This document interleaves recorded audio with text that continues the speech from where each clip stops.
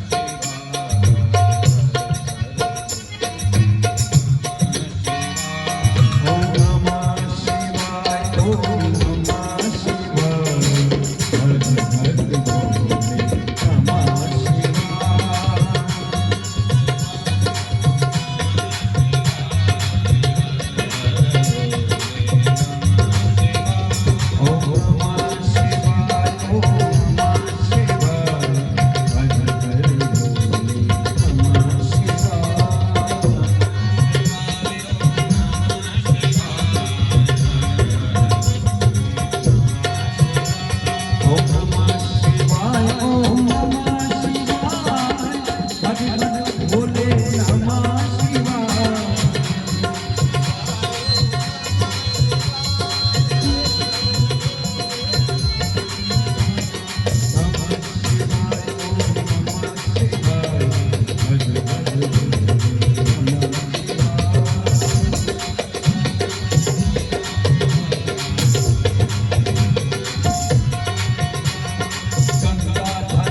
शिव गंगाधराय, भज भज भोले गंगाधराय।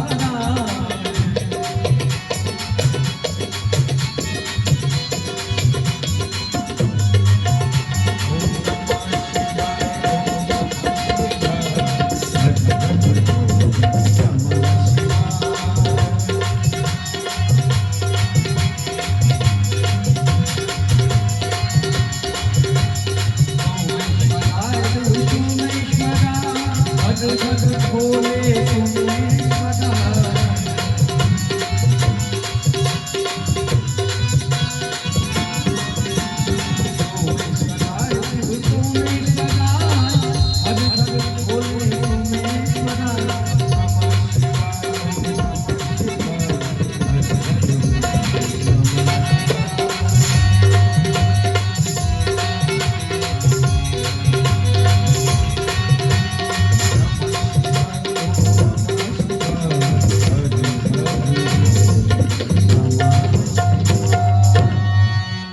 भक्तवत्सल भगवान की जय हो, सदाशिव भगवान की जय हो। एक समय, अब हम इस शिव पुराण कथा में प्रवेश करते हैं। एक समय नैमिषारण्य में समस्त ऋषिगणों के सानिध्य में सभी 88,000 ऋषि शौनकादि ऋषियों के साथ विराजमान हैं और भगवान उनके जो मुख्य आचार्य, उनमें जो सबसे विद्वान सूत जी महाराज हैं, उनसे प्रश्न करते हैं। हे सूत महाप्राज्ञ सर्वसिद्धांत विप्रभो, आख्याहि मे कथासारं पुराणानां विशेषतो। भगवन् ब्रूहि लोकानां हितार्थाय चतुर्युगे, कबुज्य सेवितव्यश्च वांछितार्थ प्रदायक।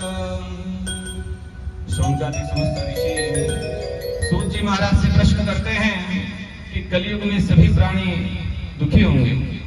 आने वाला जो समय है, ये कलयुग बड़ा प्रभावशील रहेगा। उस कलयुग में सभी प्राणियों को कोई न कोई चिंता बनी रहेगी। कोई तन दुखी, कोई मन दुखी, कोई धन बिन रहत उदास। थोड़े थोड़े सब दुखी, सुखी राम का दास। किसी को अपने तन का दुख है, कोई शरीर से रोगी रहता है, किसी का हाथ दुख रहा है, किसी का पैर दुख रहा है, किसी के पेट में दुख रहा है, किसी का पैर टूट गया, हाथ टूट गया, किसी न किसी की शरीर की पीड़ा बनी रहती है। कोई मन से दुखी, शरीर स्वस्थ है, सब माया घर में विद्यमान है, खूब संपत्ति है, लेकिन मन में चिंता बनी रहती है। चिंता भी बहुत तरह की हो जाती है। या तो धन की चिंता हो जाती है कि ज्यादा धन हो जाए तो कोई चोरी ना कर ले, कम हो तो कि आगे इसको कैसे बढ़ाऊं, उसकी चिंता हो जाती है। तो कम होना और ज्यादा होना ये भी दुख का कारण है। जितना दिया प्रभु ने उसमें संतोष किसी किसी को ही होता है। तो कोई धन दुखी, कोई तन दुखी, कोई धन बिन रहत उदास।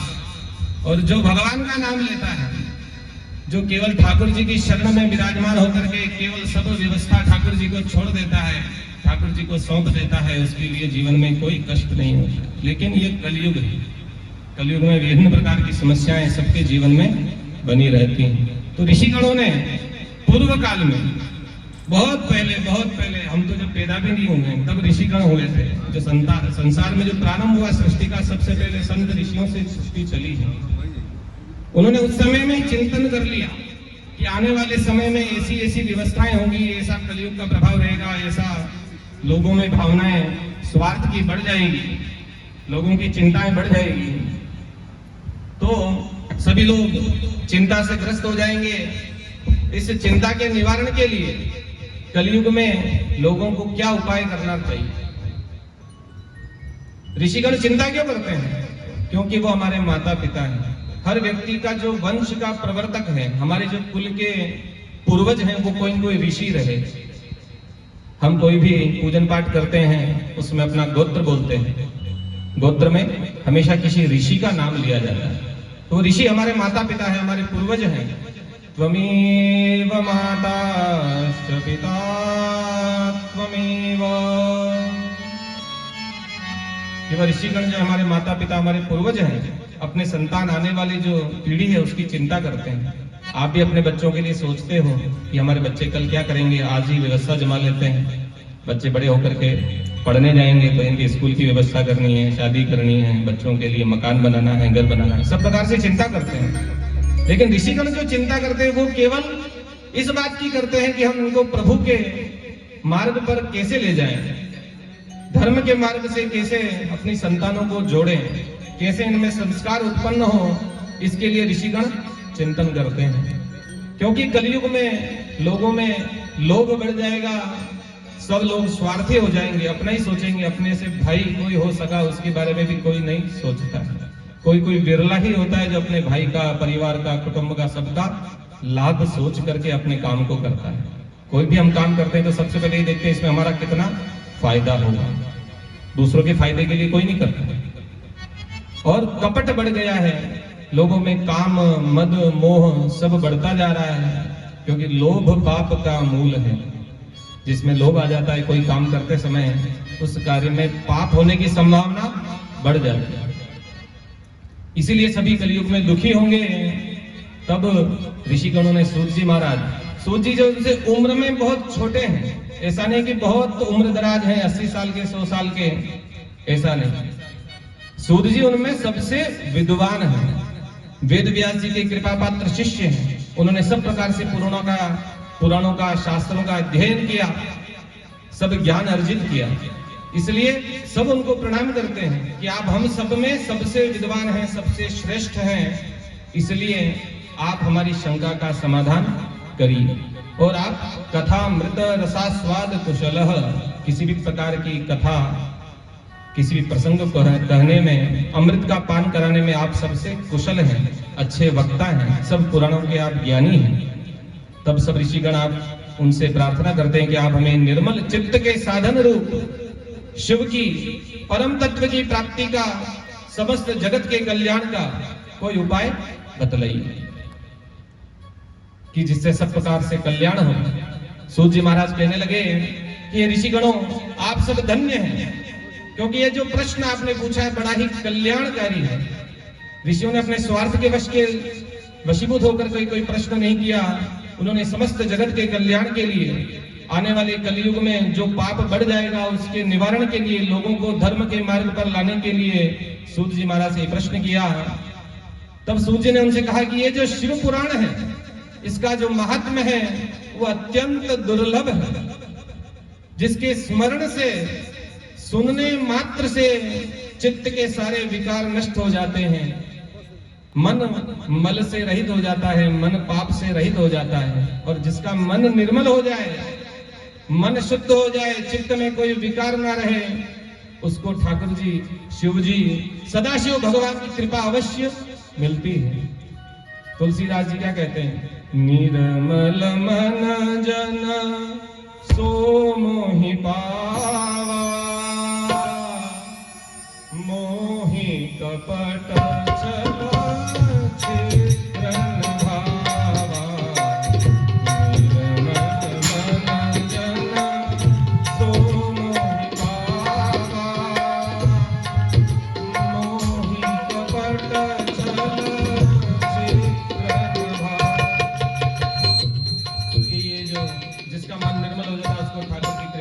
प्राप्त होती है। काल व्याल महात्रास विध्वंस कर्मोत्तमम। सूत जी आगे कहते हैं कि जो शिव पुराण की कथा है, शिव जी का जो नाम है, भगवान का जो स्मरण है, उससे काल रूपी जो व्याल सर्प की जो व्याधि है, उन सब का नाश हो जाता है, काल का भी नाश हो जाता है, सब प्रकार से पापों का शमन हो जाता है। और ये जो शिव पुराण है, ये कलयुग में सबसे उत्तम, सबसे श्रेष्ठ और सबसे सरल भगवत भजन का साधन है, कल्याण का परम उपकारी मार्ग है। और ये साक्षात भगवान शिव के मुख से प्रकट हुआ है। शिवेनोक्तम पुरातने, पूजनीय सनत कुमार सनक सनंदन सनदपाद, इनके उपदेश को प्राप्त करके परम ज्ञानी वेद व्यास जी महाराज ने इस पुराण का प्रतिपादन किया था। और हमारे जीवन का यही लक्ष्य है कि हम भगवान ठाकुर जी के चरणों को प्राप्त करें, शिव के तत्व को समझें और परम पद को प्राप्त करें। कैलाश के अंचल में भगवान महादेव के चरणों में हमारा वास निरंतर बना रहे, इसके लिए हम यह भगवान का स्मरण, भगवान का कीर्तन, भगवान का कथा का श्रवण, महात्म्य का श्रवण, देवताओं की पूजा, ये समस्त कार्य हम करते हैं। और देवताओं को भी यह दुर्लभ है, क्योंकि देवता जो है वो पुण्य करने से देव योनि को प्राप्त होते हैं। जो व्यक्ति धर्म करता है, पुण्य करता है, उसे स्वर्ग की प्राप्ति होती है, वहां पर स्वर्ग में देव रूप बन करके निवास करता है। और देवताओं के वहां रहने पर हमेशा ऐसा नहीं कि हमेशा उसको देवता ही बने रहना है। जैसे जैसे पुण्य समाप्त हो जाएंगे वह पुनः धरती पर जन्म लेंगे, तो उनको भी चिंता रहती है कि हमारे को पुण्य करने का कोई साधन नहीं है। देवता पुण्य नहीं कर सकते, लेकिन हम मानव जीवन में आए हैं, इस मानव शरीर को भगवान ने हमको दिया है, तो मानव जीवन की सफलता तभी है जब हम पुण्य करें, धर्म करें, कल्याण के मार्ग पर चलें। और ये जो पुराण का महात्म्य का जो शिव पुराण कहती है कि इसके अतिरिक्त और कोई अन्य सुगम साधन नहीं है जो आपको पाप से निवृत्त करे, मन को शुद्ध करे, निर्मल करे। और जिसके भाग्य में होता है उसी को यह कथा श्रवण का मौका मिलता है। प्रारब्ध बड़ा प्रबल होता है। हमने पूर्व में कोई अच्छे काम किए, पुण्य किए, तो मानव जीवन प्रभु ने प्रदान किया, ये प्रारब्ध का योग है। उसके बाद भी मानव जीवन में भी आए हैं, लेकिन प्रारब्ध में और अच्छे पुण्य है तो आपको अच्छा परिवार मिलता है, और भी अच्छे पुण्य तो आपको संपत्ति मिलती है, और बहुत सारे पुण्य अगर इकट्ठे हैं तो आपको अच्छे परिवार के सब लोग मिलेंगे। ये सब आप डिसाइड, कोई तय करके नहीं आता है कि मेरे को ऐसे माँ बाप मिलेंगे, ऐसा परिवार मिलेगा, ऐसा मकान मिलेगा। बच्चा पैदा होकर आया तो वो लिख के नहीं लाया कि मेरे को ऐसा मकान चाहिए, ऐसा घर चाहिए, ऐसा माँ बाप चाहिए, ऐसा भाई चाहिए, ऐसी बहन चाहिए। सब उसके पुण्य से मिलता है। तो ये कोई सेटअप आगे से रेडी नहीं है। हमने जो काम किया पूर्व जन्म में, जो पुण्य किए, जो धर्म किया, उसी का ये प्रारब्ध रूप हमको शरीर मिलता है। शरीर में कोई रोग भी है, परिवार में कोई समस्या है, कोई कमी है, तो ये हमारा प्रारब्ध का योग है। उस माध्यम से हमको यह शरीर में सब व्यवस्थाएं इस जीवन में प्राप्त होती हैं। तो हमारा जो शरीर मिला है, तो इसका उपयोग तभी हम जब धर्म का कार्य करते रहें, पुण्य का कार्य करते रहें, ठाकुर जी की सेवा निरंतर करते रहें, और जो मिला है उसमें संतोष करें। आगे सूत जी कहते हैं कि ये जो शिव महात्म्य है, शिव महापुराण है, साक्षात शिव की वाणी है। इसको सुनने मात्र से चित्त में शिव भक्ति का उदय होता है। शिव तत्व से जिसके मन में शिव तत्व उदय होता है, शिव जी को जानने की जिज्ञासा होती है, उसे शिव जी अवश्य दर्शन देते हैं। शिव जी की कृपा, महादेव की कृपा उसके जीवन में निरंतर बनी रहती है। बोली सदा शिव महादेव की। फिर आगे प्रश्न करते हैं, कोई काम करते हैं तो इसका फल क्या मिलेगा? हर चीज में लोभ रहता है। कर रहे हैं, क्यों कर रहे हैं? करने का कारण होना चाहिए, करने से कुछ मिलना चाहिए, तो मिलता है। कथा का भी, शिव पुराण का भी, पुण्य करने का भी फल है कि जो हम भक्ति करते हैं, भगवान का भजन करते हैं, कथा का श्रवण करते हैं, महात्म्य का श्रवण करते हैं, तो शिव पुराण जो सुनता है उसको सबसे पहले आनंद की प्राप्ति होती है। हम भगवान का नाम लेते तो मन बड़ा प्रसन्न हो जाता है, हमारी जो सारी चिंता है वो दूर हो जाती है। हमारे आसपास कोई भी समस्या चल रही हो, लेकिन जब हम बैठ करके भगवान का नाम 2 मिनट पे बैठ करके ले लेते हैं तो हमारा सारा चित्त उस भगवान के चरणों में लग करके मन के सारे विकार दूर हो जाते हैं, सारी चिंताएं दूर हो जाती हैं। तो यदि केवल 2 मिनट भी बोल देते हैं तो चिंता दूर होती है। तो हमें जीवन में यदि हम निरंतर भगवान का नाम लेते रहेंगे तो हमारी चिंता ही नहीं रहेगी। क्योंकि ठाकुर जी जिसका हाथ पकड़ लेते हैं उसकी सब प्रकार से ध्यान रखते हैं। तो महादेव का हम निरंतर स्मरण करें तो जीवन में पहला फल तो आनंद की प्राप्ति होती है और अंत में परत्रे मोक्षमाप्नुयात्। जीवन के 4 लक्ष्य बतलाए, धर्म अर्थ काम और मोक्ष। धर्म अर्थ और काम तो जीवन में होते हैं और मोक्ष जो है मृत्यु के बाद प्राप्त होता है। जब हमारा जीवन पूरा हो जाए तब ठाकुर जी के चरणों में हमारे को स्थान मिले। सब लोग यही सोचते हैं कि हमारा जो प्राण निकले वो भगवान के चरणों में छूटे और भगवान के चरणों में आगे जाकर के निवास मिले। स्वर्ग की कामना नहीं करनी है, मोक्ष की कामना करनी है। मोक्ष यानी भगवान के चरणों में स्थान मिले। तो परत्रय मोक्षमाप्नुयात् कि शुरू में आनंद मिलता है, लास्ट में मोक्ष मिलता है और इसके बीच में पूरा जीवन जो है इसमें सब प्रकार से आनंद मिलता है, समृद्धि मिलती है, खुशियां मिलती हैं, ऐश्वर्य की प्राप्ति होती है, लक्ष्मी की प्राप्ति होती है। तो शिव महापुराण कथा, भगवान का नाम जो है इसको सुनने से सब प्रकार से कल्याण होता है। इसकी बड़ी महिमा शास्त्रों में कही गई है कि करोड़ों यज्ञ करवा दें, उसका जो पुण्य है केवल शिव महापुराण की कथा सुनने मात्र से प्राप्त हो जाता है। और जो मनुष्य इस कथा को सुनता है, भगवान के नाम का स्मरण करता है, चिंतन करता है, मनन करता है, वह स्वयं शिव स्वरूप हो जाता है। उसमें और महादेव में कोई भेद नहीं है, क्योंकि ये जीव ही परमात्मा का एक अंश है। चिदानंद रूपम शिवोहम शिवोहम, चिदानंद रूपम शिवोहम शिवोहम। ये जो आनंद रूप परमात्मा है हम उन्हीं के अंश हैं। और एक क्षण, एक मिनट, एक सेकंड भी यदि हम भगवान का नाम सुन लेते हैं, हमारे कानों में भगवान के नाम का अर्चन कीर्तन की वाणी भी हमारे कान को स्पर्श करती है, तो उस व्यक्ति की कभी दुर्गति नहीं हो सकती। उसे अंत में भगवान अपने धाम में जरूर स्थान देते हैं। और हमेशा इसीलिए हमको किसी भी समय, जब समय मिले तब भगवान का नाम जरूर लेना चाहिए।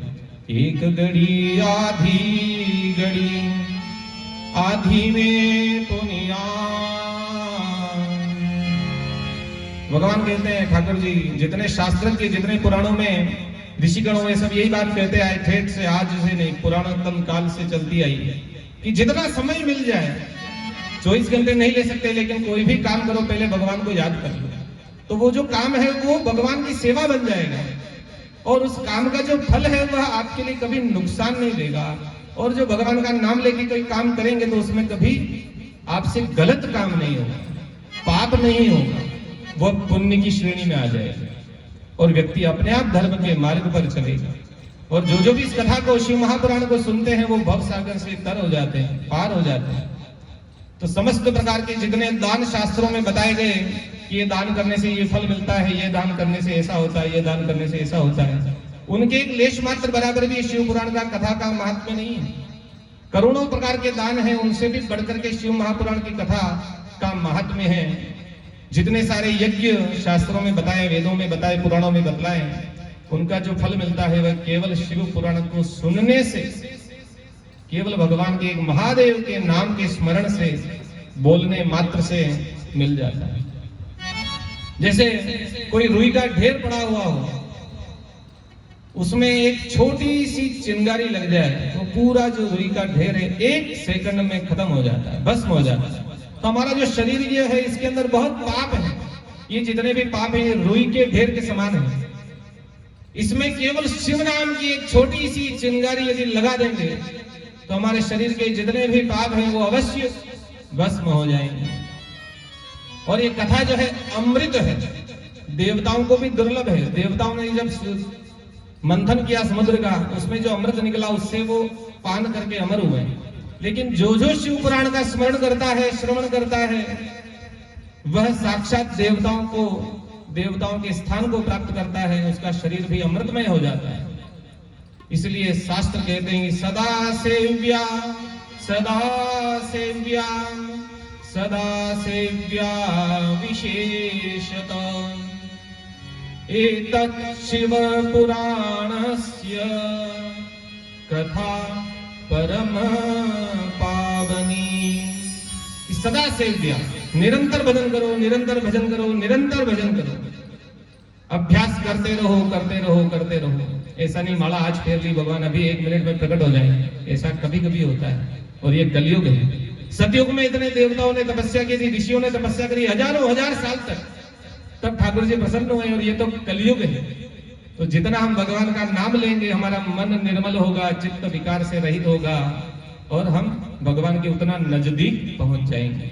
जरूरी नहीं भगवान हमेशा सामने आके दर्शन दे, भगवान हमेशा कुछ न कुछ सहायता भक्त की जरूर करते हैं कि भगवान आपके कहीं कहीं सहयोग कर देते हैं। कोई काम अटक जाता है, कोई व्यवस्था गड़बड़ हो जाती है, कोई समस्या आ जाती है, तो हम भगवान का नाम लेते हैं, ठाकुर जी को याद करते हैं, तो ठाकुर जी जरूर उस समस्या को दूर कर देते हैं। सामने आकर के नहीं करे लेकिन कहीं कहीं ऐसी व्यवस्था जरूर कर देते हैं कि आपका काम आराम से हो जाता है। तो ये ठाकुर जी की बड़ी कृपा है कि जो जो भी भगवान का नाम लेता है उसकी ठाकुर जी जरूर सुनते हैं।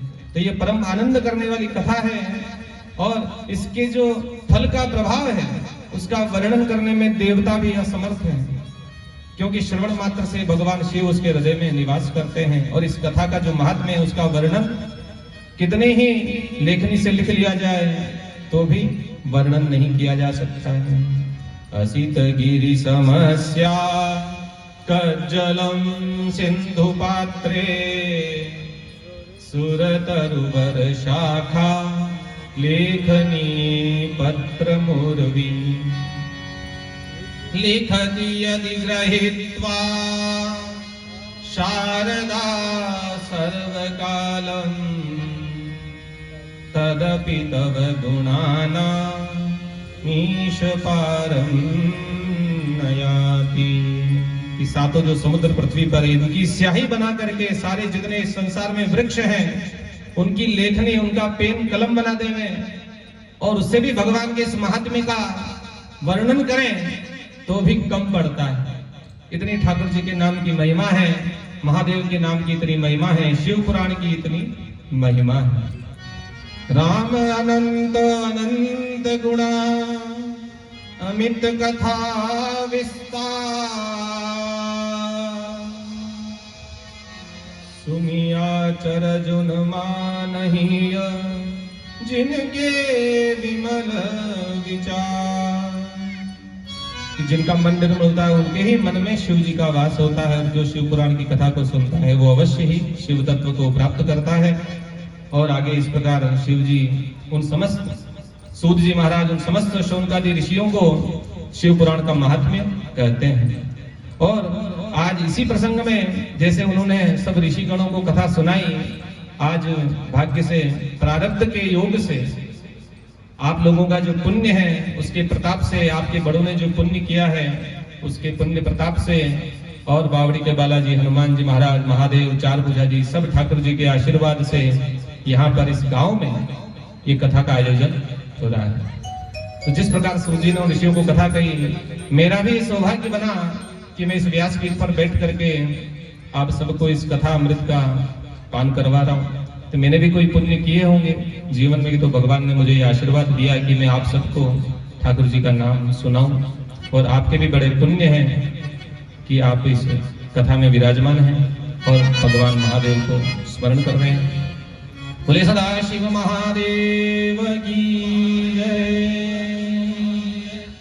भगवान तुम्हारे चरणों में मैं तुम्हें रिझाने आया हूँ।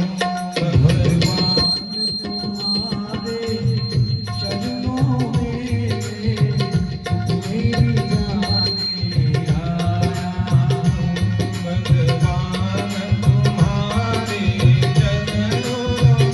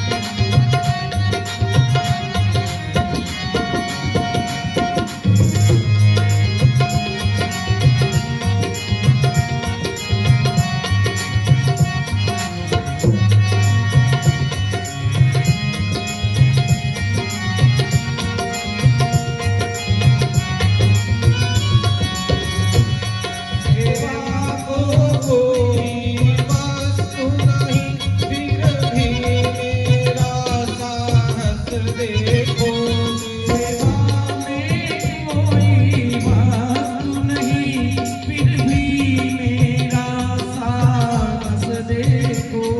रो रो कर आज आंसुओं का, रो रो कर आज आंसुओं का मैं हार चढ़ाने आया हूँ। भगवान तुम्हारे चरणों में मैं मेरी जाने आया हूँ। भगवान तुम्हारे चरणों में मैं तुम्हें जाने आया। तुम्हें जाने आया हूँ, मैं तुम्हें मनाने आया हूँ, मैं तुम्हें जाने आया हूँ, मैं तुम्हें मनाने आया हूँ। भगवान तुम्हारे चरणों में मैं तुम्हें जाने आया हूँ। भगवान तुम्हारे चरणों में मैं जाने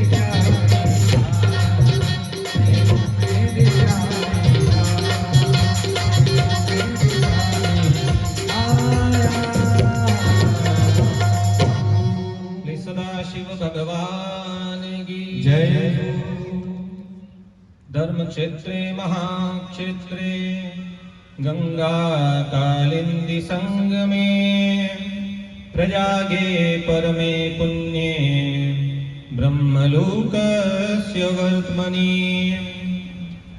कि बड़े पुण्य प्रदेश नैमिषारण्य में ये देवताओं का महात्म्य का शिव पुराण का प्रसंग सूत जी महाराज ने कहा। वहीं पर पूर्व में पाराशर मुनि के पुत्र समस्त पुराणों के ज्ञाता महर्षि वेदव्यास जी ने सरस्वती नदी के तट पर तपस्या करी। वहीं पर सनत कुमारों का आगमन हुआ और उन्होंने वेदव्यास जी को शिव भक्ति का, शिव महापुराण का स्मरण, श्रवण और कीर्तन का उपदेश किया। और वेदव्यास जी ने आगे चल करके इस शिव पुराण का संसार में प्रतिपादन किया। इस शिव महापुराण के अंदर पहले 11 संहिताएं विद्यमान थी, किंतु वेदव्यास जी ने बाद में इसको संक्षिप्त करके 7 संहिताओं का निर्माण किया और भक्ति, ज्ञान, वैराग्य इन तीनों का इसमें समावेश करके इसको त्रिवेणी रूप गंगा के समान पवित्र स्वरूप प्रदान किया। इसमें 7 संहिताएं हैं।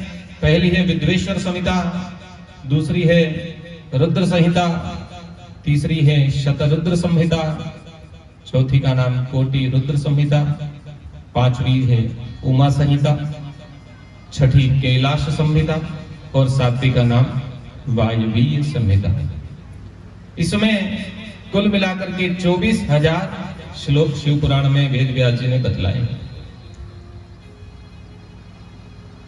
जिस घर में इन 7 संहिताओं का पाठ होता है, शिव पुराण का पाठ होता है, शिव कथा का आयोजन होता है, शिव की भक्ति होती है, वह घर तीर्थ के समान हो जाता है। क्योंकि कथा में क्या है, शिव पुराण में क्या है, भक्ति है, ज्ञान है और वैराग्य है। ये गंगा यमुना सरस्वती रूप त्रिवेणी है। तो जहां पर गंगा त्रिवेणी रूप विद्यमान है, भक्ति ज्ञान वैराग्य, वह जगह अपने आप तीर्थ स्वरूप हो जाती है।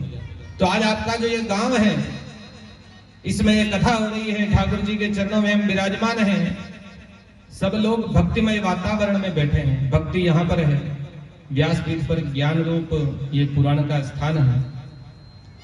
और वैराग्य, जो व्यक्ति कथा सुनता है, जो श्रोता है, जो भक्त हैं, कथा का श्रवण करते हैं, भगवान के नाम का स्मरण करते हैं, उनमें वैराग्य का उदय होता है। तो ज्ञान वैराग्य और भक्ति जहां विद्यमान है, तो ये आपका जो गांव है, ये गांव छोटी मोटी बात नहीं है, ये साक्षात त्रिवेणी का स्वरूप हो गया। क्योंकि जहां पर भगवान का नाम लिया जाएगा वहां पर सब प्रकार से कलुष दूर हो जाते हैं। गंगा जहां चली जाए, गंगा में जो स्नान कर ले उसका शरीर पवित्र होता है, मन निर्मल हो जाता है, चित्त के शरीर के समस्त विकार दूर हो जाते हैं। इसलिए सदैव भगवान शिव की भक्ति करें, सदैव भगवान महादेव का पूजन करें, सदैव भगवान महादेव सदाशिव का स्मरण करते रहें, तो अवश्य ही परम पद की प्राप्ति होगी और कैलाश में स्थान प्राप्त होगा। सदाशिव उन पर अवश्य प्रसन्न होंगे। हमारे जीवन में 4 पुरुषार्थ बतलाए गए, धर्म, अर्थ, काम और मोक्ष। ये प्रत्येक व्यक्ति को करना पड़ता है। ये पुरुषार्थ यानी आपके करने के कर्तव्य हैं। पहला कर्तव्य धर्म है। हर व्यक्ति को धर्म करना चाहिए, धर्म के मार्ग पर चलना चाहिए, पुण्य करना चाहिए। अर्थ यानी धन। धन के बिना किसी के घर की गाड़ी नहीं चलती। पहले तो वस्तु विनिमय होता था। पुराने जमाने में किसी के पास गेहूं है तो वो गेहूं देकर के अपनी जरूरत की सामान को खरीद लेता था।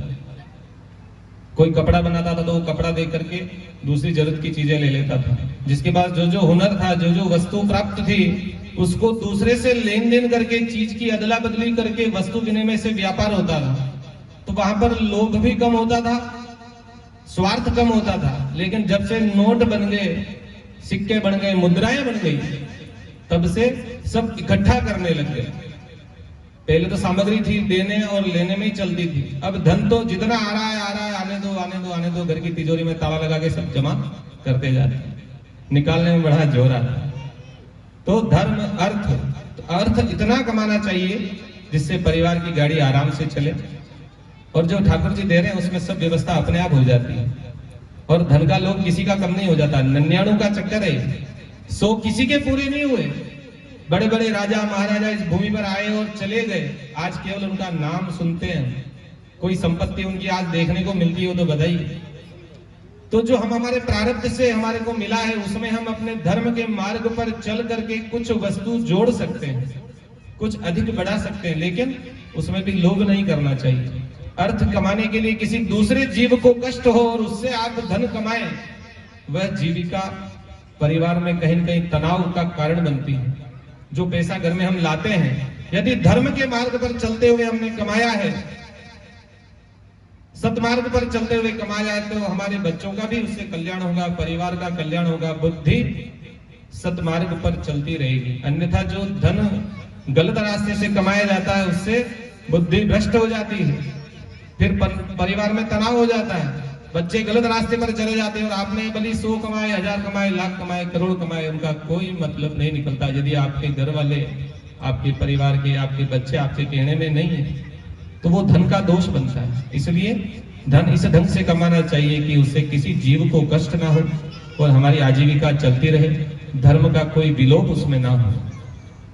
तीसरा है काम, यानी परिवार को आगे बढ़ाना, वंश बढ़ाने के लिए हम जो कार्य करते हैं, क्योंकि हमारे ऊपर देवताओं का, पितरों का ऋण है। हमारे माता पिता ने हमें जन्म दिया, पालन पोषण किया, तो हम उनकी सेवा करते हैं। तो जन्म देने के बाद हमारा भी कर्तव्य है कि हम उनकी सेवा करते रहें, और हमारे जो वंश प्रवर्तक ऋषिगण हैं, पूर्वज हैं, उनको याद करते हुए हमारा भी वंश आगे चलता रहे। ये भी व्यवस्था कलयुग में जरूरी है। और चौथा जो साधन पुरुषार्थ का है वो मोक्ष, यानी 3 तो धरती के लिए है, यहाँ जगत में चलाने के लिए, और चौथा जो है परलोक को चलाने के लिए। ऐसा काम करना चाहिए कि हमारा परलोक सुधर जाए। ऐसा कोई काम नहीं करे कि लोग हमारे को पीछे याद करें कि हाँ यो जो बड़ो हो रही हो, आके गांव में शांति होगी। ऐसा काम नहीं करना चाहिए। काम ऐसा करना चाहिए कि लोग याद करें अच्छे काम के लिए। नहीं तो काम किसी का रुकता नहीं है। आज कोई 1 मिनट में चला जाए, पीछे कोई काम रुकेगा नहीं। 2 मिनट के लिए सब याद कर लेंगे और फिर सब भूल जाएंगे और अपनी अपनी व्यवस्थाओं में लग जाएंगे, क्योंकि जगत का, सृष्टि का चक्र है, निरंतर ऐसे ही चलता है। तो हमको ऐसा कार्य करना चाहिए कि परमात्मा की प्राप्ति अंत में जरूर हो। तो जीवन में सदैव परमात्मा का, महादेव का स्मरण करते हुए धर्म, अर्थ, काम और मोक्ष को प्राणी के लिए हम कार्य करते रहें, तो हमारा सब प्रकार से कल्याण होगा। और जीवन में 3 प्रकार के ताप होते हैं, कष्ट होते हैं। तापत्रय विनाशाय, शास्त्र कहते हैं कि कि जो 3 प्रकार के ताप हैं, आदि देविक, आदि भौतिक, आध्यात्मिक। आदि देविक यानी देवताओं के रुष्ट होने से कुछ शरीर में कष्ट हो जाता है, घर में कोई काम अटक जाता है। आदि भौतिक, शरीर में रोग हो जाता है। और आध्यात्मिक, मन के अंदर कोई विकार आ जाता है। तो सारे ताप हैं, ये हमें परेशान करते हैं। तो जो भगवान शिव की कथा सुनता है, शिव महापुराण का श्रवण करता है, स्मरण करता है, उसके ताप त्रय का नाश हो जाता है। 3 प्रकार के गुण बतलाए हैं संसार में, सतोगुण, रजोगुण, तमोगुण। सब में अलग अलग प्रवृत्ति विद्यमान रहती है। कोई सात्विक आचरण करता है, कोई राजसिक आचरण करता है, कोई तामसिक प्रवृत्ति वाला होता है। तो ये भी सब प्रकार से अलग अलग गुण हैं। इनका भी सब प्रकार से शमन होकर के शिव तत्व की प्राप्ति होती है। और जो ये शिव पुराण है, इसका जो महात्म्य देवताओं को दुर्लभ है, ये कल्प वृक्ष के समान है। कल्प वृक्ष स्वर्ग में लगा हुआ है, देवता वहां बैठते हैं, जो जो भी उनको इच्छा होती है वो सब मिलता रहता है। लेकिन ये शिव पुराण जो है, इस धरती का कल्प वृक्ष है, शास्त्र रूप वृक्ष है। जो शास्त्र का मनन करता है, श्रवण करता है, कीर्तन करता है, भगवान का निरंतर भजन करता है, उसकी भी मनोकामना जरूर पूरी होती है। इसलिए शिव महापुराण को बारंबार नमस्कार। शिव पुराण की जय। तो कलयुग में केवल शिव पुराण के स्मरण मात्र से सब प्रकार से उद्धार हो जाता है। तो सब ऋषिगण आगे पूछते हैं कि ऐसा कोई बात हमको भी बतलाइए कि हुआ कि नहीं हुआ है, पता भी चलना चाहिए। क्योंकि होता है वो दिखता है, जब तक हम किसी चीज को देखते नहीं है तब तक विश्वास नहीं होता है, या सुनते नहीं तब तक विश्वास नहीं होता है। कोई सपने में आके गए तो अपन देखते हैं होता है, चलता है। तो ऋषिगण भी पूछते हैं कि ऐसा क्या क्या हुआ हो तो बतलाओ। तब आगे कहते हैं कि केवल नाम सुनने मात्र से बहुत से जीवों का उद्धार होता है। इसमें कुछ मुख्य कथा प्रसंग आगे बतलाते हैं। आसीत की रात नगरे ब्राह्मणों ज्ञान दुर्बल, दरिद्रो रस विक्रेता वेद धर्म परामुख। कि एक पुराने समय में किरात नाम का एक नगर है, वहां पर देवराज नामक एक ब्राह्मण निवास करता था। ज्ञान दुर्बल, शास्त्र में कहा है ज्ञान दुर्बल, यानी जिसमें ज्ञान की कमी है। एक शरीर से दुर्बल होता है, जिसमें पोषण की कमी होती है तो वो दुबला रह जाता है, लेकिन जिसमें ज्ञान की कमी हो वह मूर्ख हो जाता है। तो वह जो व्यक्ति था, ब्राह्मण कुल में जन्म लेते हुए भी उसने कभी शास्त्र का अध्ययन नहीं किया, धर्म का अनुसरण नहीं किया, बड़ों की सेवा नहीं करी, बड़ों की आज्ञा नहीं मानी। सब प्रकार से धर्म के जो मार्ग हैं ब्राह्मणों को विशेष रूप से बतलाए जाते हैं। क्योंकि कोई भी कहीं पूजन होता है तो हम ब्राह्मणों को बुलाते हैं कि आप पूजन करिए, क्योंकि हम जानते हैं कि ब्राह्मण उस कार्य को अच्छे से कर सकते हैं, उनमें संस्कार भी विद्यमान होता है। तो वह ब्राह्मण होते हुए भी देवराज जो था सब प्रकार से धर्म से भ्रष्ट था। किसी शास्त्र का अध्ययन नहीं किया, पुराण को नहीं पढ़ा, देवताओं को अर्चन नहीं किया, पूजन नहीं की, धर्म का कोई कार्य उसने नहीं किया। और जो व्यक्ति धर्म का कार्य नहीं करता है वह गलत संगत में पड़ जाता है, और वह भी गलत संगत में पड़ता हुआ सब प्रकार से बुरी आदतों से ग्रसित हो गया। वेश्यागमन, एक शोभावती नाम की वेश्या से उसकी दोस्ती हो गई, मित्रता हो गई, उसके साथ ही घूमने लगा। घर वालों ने उसकी शादी करी, चलो शादी कराएं तो कुछ सुधर जाएगा, लेकिन उस पर कोई फर्क नहीं पड़ा। जीवन जैसे चल रहा था वैसे ही चलता रहा। उसने ना तो माता पिता की बात मानी, ना पत्नी को कभी प्रेम किया, और उस वेश्या के साथ रहने से हमेशा उसके कहने में ही काम करता। धीरे धीरे बाहर जाते हैं तो खर्चा भी फालतू करते हैं ऐसे लोग, खूब खर्चा करता था। खर्चे को पूर्ति करने के लिए घर के सामान बेचने लगा, चोरी करने लगा। माता पिता ने विरोध किया, पत्नी ने विरोध किया, तो एक दिन बड़ा झगड़ा होकर के उसने बड़े गुस्से में आकर के माता पिता को ही मार डाला। पत्नी बीच में आई तो उसको भी धक्का दिया, तो उसकी भी मृत्यु हो गई। घर में माता पिता और पत्नी 3 ही प्राणी थे, तीनों उसके हाथ से खत्म हो गए। और घर की जो सारी संपत्ति थी उसने इकट्ठी कर ली और वहां से रफू चक्कर हो गई। और उस शोभावती नाम की जो वेश्या थी उसके साथ घूमने लगा। जो व्यभिचार में प्रवृत्त होते हैं, दुर्मार्ग पर चलते हैं, संतों के बताए हुए मार्ग की अवहेलना करते हैं, उसकी धन संपत्ति भी टिक नहीं सकती, क्योंकि जो धर्म में व्यय करता है उसकी धन संपदा बढ़ती है, और जो गलत रास्ते पर धन खर्च करता है उसकी धन संपदा शीघ्र ही नष्ट हो जाती है। उसकी भी धन संपदा धीरे धीरे सब खत्म हो गई, यार दोस्त सब भाग गए, वह वेश्या भी उसका साथ छोड़ करके चली गई। धीरे धीरे उसकी भी उम्र हो गई, धन कमाने की तो इच्छा है नहीं, शरीर भी साथ नहीं देता है, तो प्रयागराज घूमते घूमते पहुंच गए। वहां पर भी देखे क्या करें, तो भीख मांगने लगा इधर उधर। फिर एक दिन कहीं मंदिर में विश्राम करने लगा, शिव मंदिर था, वहीं पर विश्राम करता था, तो उसको किसी दिन बुखार आ गई, बीमार हो गई। अब कोई भूखे को भोजन तो कोई भी करा दे, पर इलाज कराने में तो सब संकोच करते हैं। कोई कहीं पड़ा हो तो पड़ा होगा, इलाज कौन कराए, खुद के पास पैसा नहीं, खर्चा नहीं, वहीं पड़ा रहा। कोई मंदिर में आ गया, प्रसाद दे दिया तो खा लिया, वहीं पर बीमार होता होगा, खूब समय हो गया।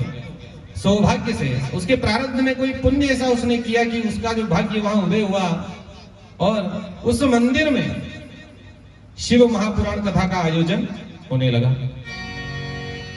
अब वह बीमार तो था, उठ करके जा नहीं सकता, अभी साउंड चल रहा हो, हम पास में बिठाते हैं तो कान फटने लग जाते, तो अपन उठ के चले जावे कि नहीं पसंद आ रहा है। अब जो भक्ति करता ही नहीं उसके सामने भजन गाने का मतलब नहीं, लेकिन अब बीमार है, उठ के जा नहीं सकता, तो वहीं पड़ा है कि सुन रहे हैं, चल रहा है, ध्यान तो है नहीं उसका उधर, किंतु वह शिव पुराण की कथा उसने उसी अवस्था में सुनी है, अनायास सुनी। उसने कोई उसके लिए प्रयत्न नहीं किया, कोई प्रयास नहीं किया कि पंडित जी को एक तिलक करके धोख भी दिया हो, ऐसा भी कुछ नहीं। वह तो केवल एक कोने में पड़ा हुआ है, कथा चल रही है, भक्तगण आ रहे हैं और सुन रहे हैं, खूब आनंद से कथा पूर्ण हुई, और उधर उसका भी समय पूरा हो गया, 100 बरस उसके भी पूरे हो गए, उसकी मृत्यु हो गई। मृत्यु होती तो यमदूत लेने आते हैं। अब यमदूत उसके प्राण हरण करने के लिए आए, जैसे उसको ले जाने लगे, वहीं पर शिव जी के गण भी उपस्थित हो गए कि ये हमारा जीव है, इस पर हमारा अधिकार है, इसको हम लेकर के जाएंगे। रुद्र गणों में, यमदूतों में आपस में खूब लड़ाई, वाद विवाद हो गया। भाई ये तो काम हमारा, यमदूत कहने लगे हर जीव को हम लेके जाते हैं और ये तो बड़ा पापी है, तो नरक लेकर के जाएंगे। शिवदूतों ने कहा नहीं, इसको हम लेने के लिए आए, इसको हम लेके जाएंगे। बड़ा विवाद होने लगा, लेकर के यमपुरी के दरवाजे पर पहुंच गए। अब अंदर जाने नहीं देवे, क्योंकि उधर वो ले जावे, इधर ये खींचे।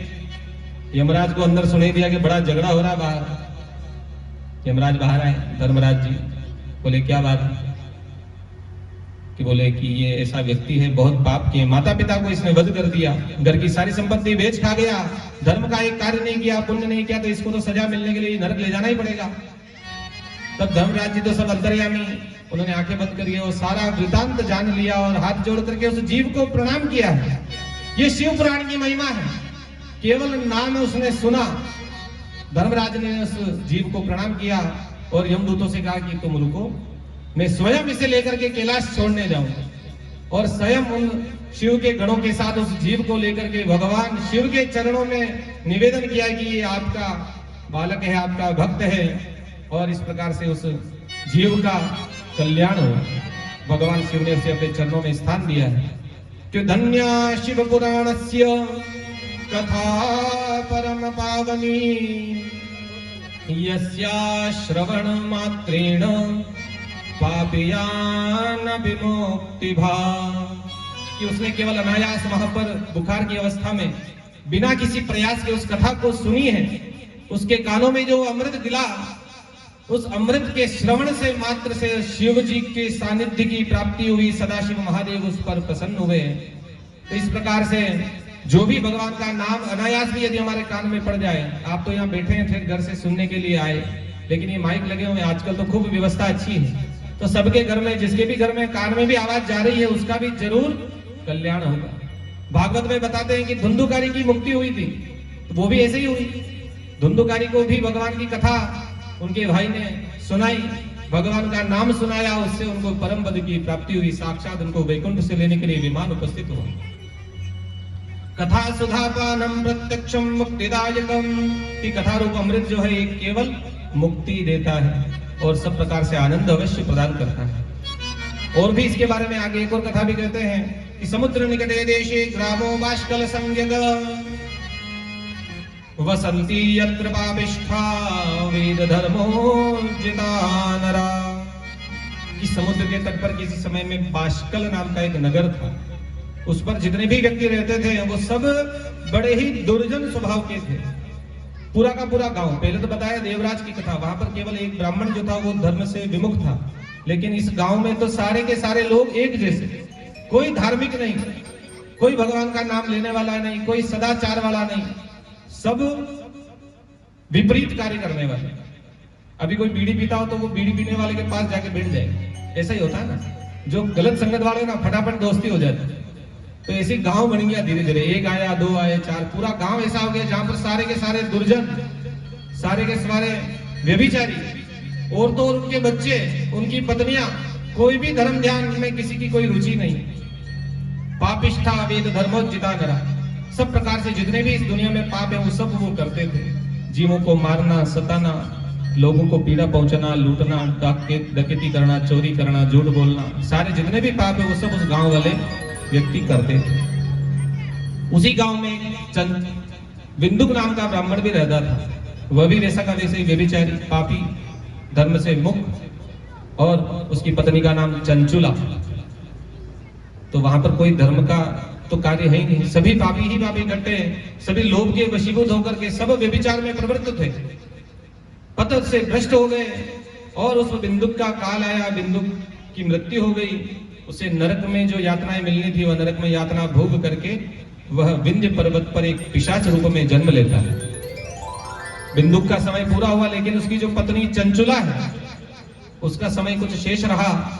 उसकी भी अवस्था हो गई, तो अब काम करने में असमर्थता हो गई।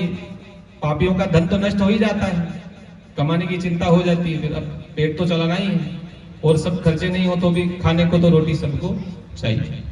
तो वह भी भिक्षाटन करने लगी, भीख मांगने लगी। लेकिन अब वृद्ध हो गई तो कुछ वैराग्य भी उत्पन्न हो जाता है, क्योंकि जब व्यवस्थाएं हमारे पास नहीं होती हैं तो हर चीज से उदासीन स्वभाव बनने लगता है।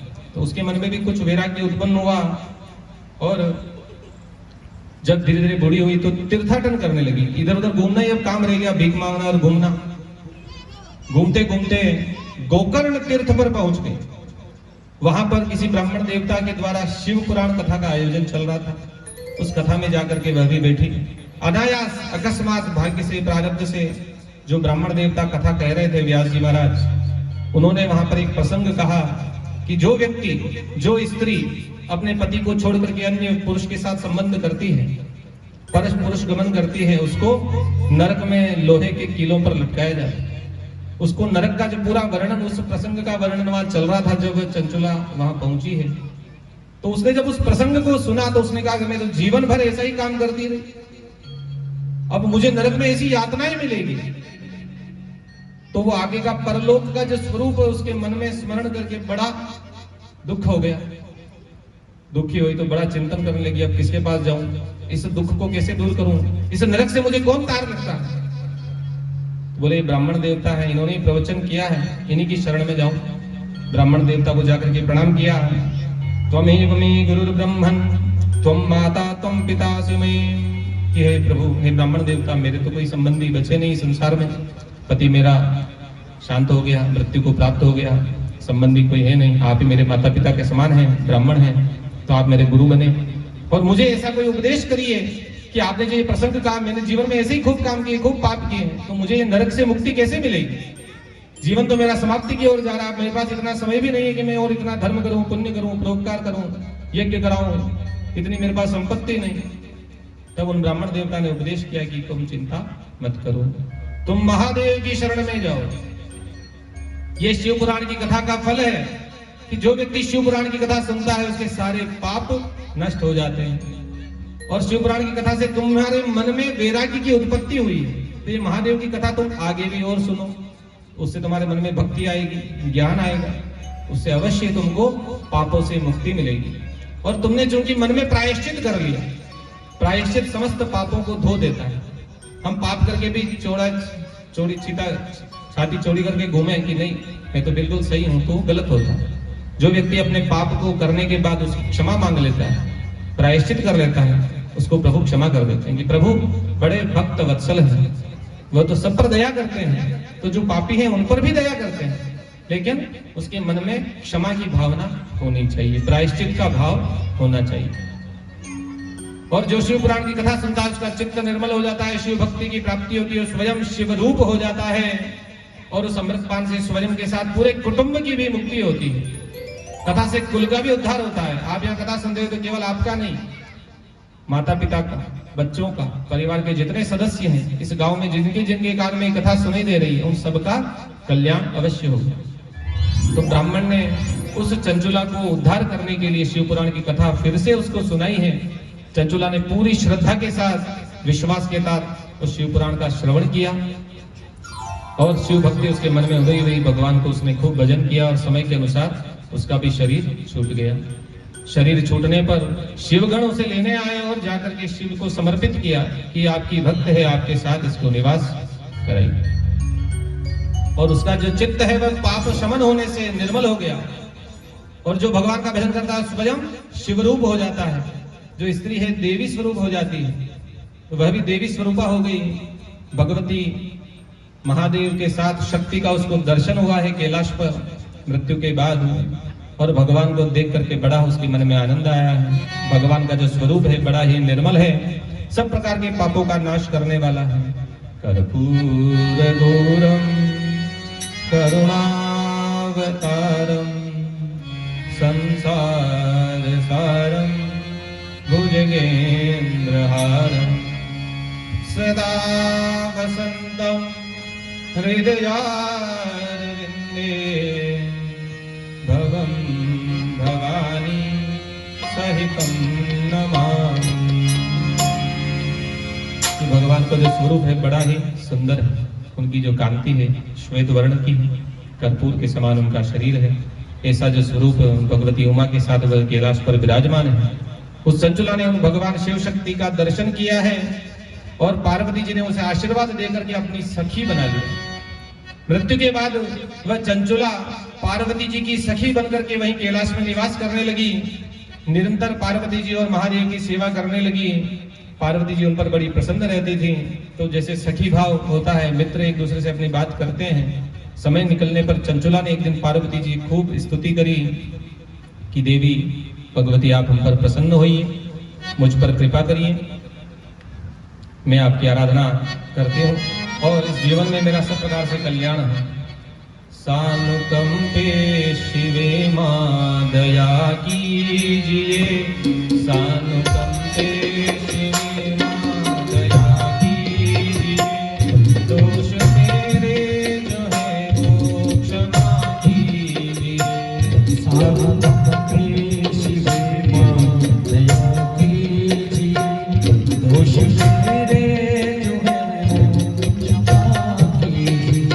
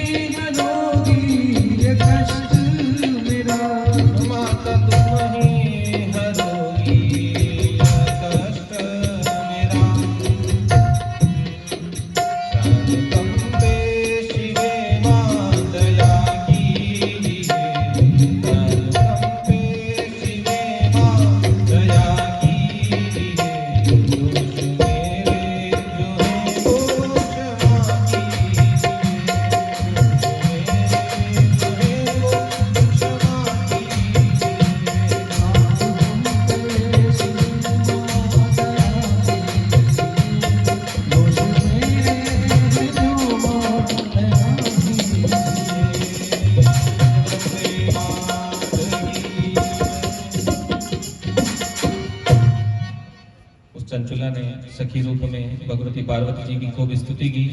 नमो देव्ये महादेव्ये शिवाये सततं नमः, नमः प्रगत्ये भद्राये नेता प्रणतास्मताम्। कि भगवती आप प्रसन्न हुई। पार्वती जी प्रसन्न हुई हैं और उस चंचला को कहा कि कोई वर मांग लो, आज मैं बड़ी प्रसन्न हूं तुमसे। तब उस चंचुला ने कहा कि हे पद मातेश्वरी, यदि आप मुझ पर प्रसन्न हैं तो मुझे तो आपकी सन्निधि निरंतर प्राप्त है, मुझे कोई कामना नहीं है। लेकिन मेरा एक पति था पूर्व जन्म में, उसका नाम बिंदुक था, उसकी क्या गति हुई, उसका उद्धार हुआ या नहीं हुआ? मैंने तो आपकी शरण को प्राप्त कर लिया, लेकिन मेरे पति का भी कुछ कल्याण हुआ या नहीं हुआ, मुझे आप जरूर बतलाइए। उसका उद्धार कैसे हो, ये विधि आप मुझे बतलाइए। तब पार्वती जी ने कहा कि तुम्हारा पति जो है इस समय में विंध्य पर्वत पर पिशाच योनि में विद्यमान है, उसकी मुक्ति नहीं हुई। तो उसकी जानकारी लगाते हैं, और यदि वह शिव पुराण की कथा सुन ले, शिव जी की भक्ति कर ले, तो उसका भी उद्धार हो जाएगा, उसे पिशाच योनि से मुक्ति मिल जाएगी। तब पार्वती जी ने अपने गणों को आदेश दिया है। तो उनका जो एक गण है, तुम्बरु नाम का एक गंधर्व है, वह कथा गाने में बड़ा प्रवीण है, कुशल है। तो उसको बुलाया, आदेश दिया है पार्वती जी ने कि तुम जाओ विंध्य पर्वत पर, वह पिशाच योनि में बिंदुक नाम का राक्षस है, उसे ले जाओ, उसे शिव पुराण की कथा सुनाओ, और साथ में इस चंचुला को भी वहां लेकर के जाओ, इसको भी कथा सुनाओ, दोनों पति पत्नी को कथा सुना करके इनका उद्धार करो। उस तुम्बरु गंधर्व ने भगवती को प्रणाम किया कि हे भगवती मातेश्वरी, आपके आशीर्वाद से मेरा सौभाग्य है कि मुझे शिव पुराण कथा सुनाने का मौका मिलेगा, और आपकी कृपा प्रसाद की मुझे प्राप्ति होगी। तुम्बरु गंधर्व अपने साथ अपने जो गण हैं समस्त उनको लेकर के उस विंध्य पर्वत पर पहुंचा, और उस पिशाच को खूब ढूंढा। अब वो पकड़ में नहीं आ रहा है, उसको बांध के कैसे रखे, कथा कैसे सुना? पिशाच को तो बांधना कठिन है। जैसे भागवत में प्रसंग आता है धुंधुकारी, गोकर्ण महाराज ने कथा सुनाई तो धुंधुकारी ने कहा बैठूंगा कहाँ, हवा चलती तो मेरा शरीर तो हिल जाता है, भाई हम स्थिर चित्त होकर के बैठेंगे, एक तक होकर के ध्यान लगाएं तो भगवान की भक्ति हो। अब बार बार यदि कोई डिस्टर्ब करे तो भक्ति करना थोड़ा कठिन हो जाता है। तो धुंधुकारी को गोकर्ण जी ने एक बांस का वृक्ष बताया, बांस का डंडा, कि इसके अंदर बैठ जाओ, तुम्हारे को कोई डिस्टर्ब नहीं करेगा। तो उस धुंधुकारी ने उसमें प्रवेश किया, और 7 दिन तक उसी बांस के अंदर बैठ करके उस धुंधुकारी ने कथा सुनी, और साक्षात वैकुंठ को गया। उसी प्रकार से उस तुम्बरु गंधर्व ने भी अपने गणों को कहा कि इस पिशाच को बांध दिया जाए। शिव की आज्ञा से शिव मंत्र का उस पर आवाहन करके उस पिशाच को बांध दिया और सामने पटक दिया। अब तेरी मर जाए जो कर ले, कथा तो तेरे को सुननी ही पड़ेगी। पार्वती जी ने आदेश किया तो कथा तो अब आपको सुननी ही है। तुम्बरु ने गंधर्व ने पूरी कथा की तैयारी करी, पिशाच को बांध करके सामने बिठा दिया। अब कथा का प्रारंभ होने से पहले तैयारी होने लगी तो पूरे जगत में, सचराचर में देवताओं तक समाचार पहुंच गया। और जहां कथा होती है वहां देवता जरूर आते हैं, भक्त तो आते ही हैं, देवता भी जरूर आते हैं। मंडप बनता है, यज्ञ होता है, उसमें भी देवता आते हैं। आज मंदिर में आप प्रतिष्ठा करोगे भगवान की, महादेव जी को बुलाओगे, लेकिन उससे पहले मंडप बनाना पड़ता है। तो मंडप जो बनता है उसमें देवता जरूर आते हैं। कृष्ण भगवान जब गोलोक छोड़ करके संसार में जन्म लिए तो उनकी इस लीला का पान करने के लिए जितने देवता थे, ऋषिगण थे, संत थे, महापुरुष थे, कोई गो बना, कोई लता बना, कोई पुष्प बना, कोई वृक्ष बना, सब प्रकार से जितने जीव वहां विद्यमान थे, कोई न कोई पुण्यात्माएं थी, देवताओं के स्वरूप थे। इसी प्रकार से जब कथा का समाचार जिसको मिला वह सारे देवता वहां पर उपस्थित हो गए।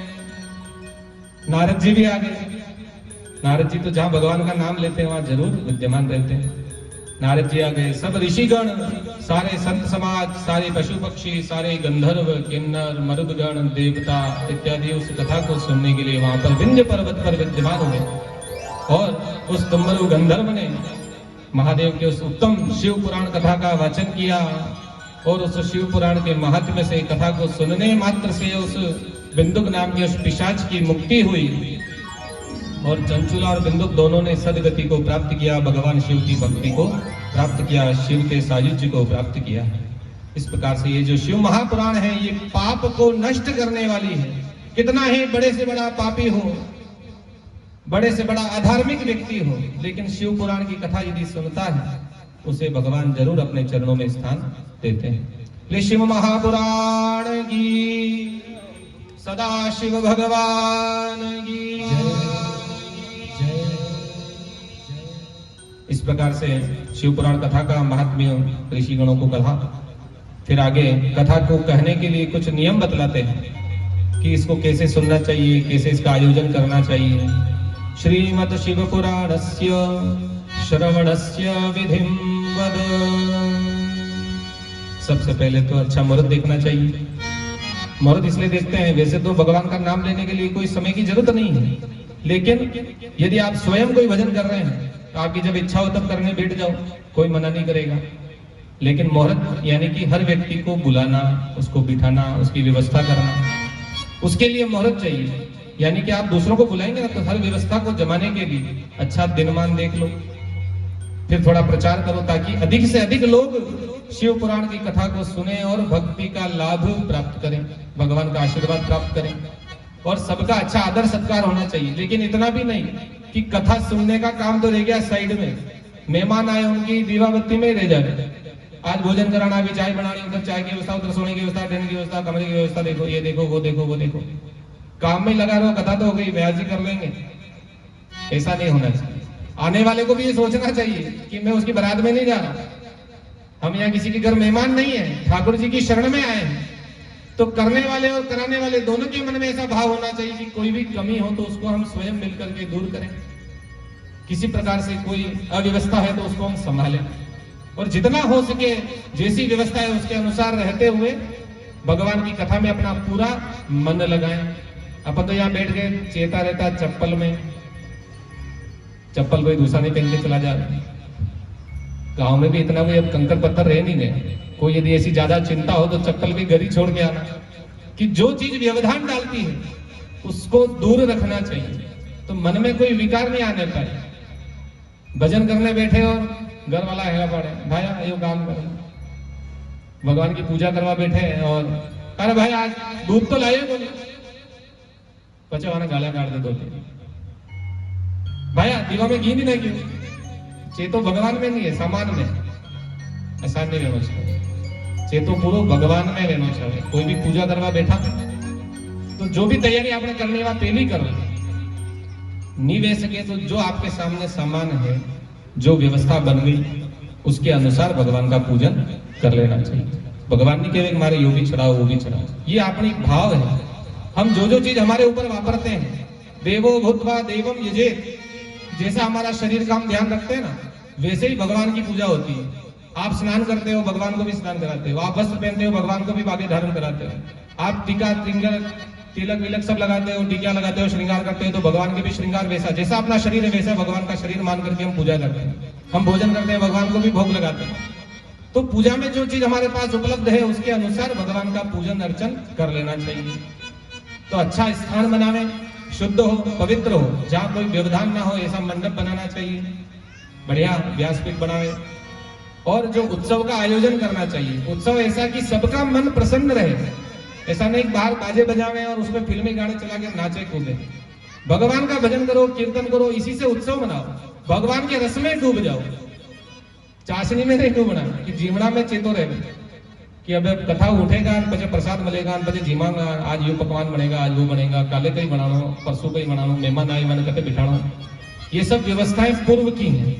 कथा शुरू होने के बाद हमारे सामने जो व्यवस्था जैसी है उसके अनुसार हमको आचरण कर लेना चाहिए।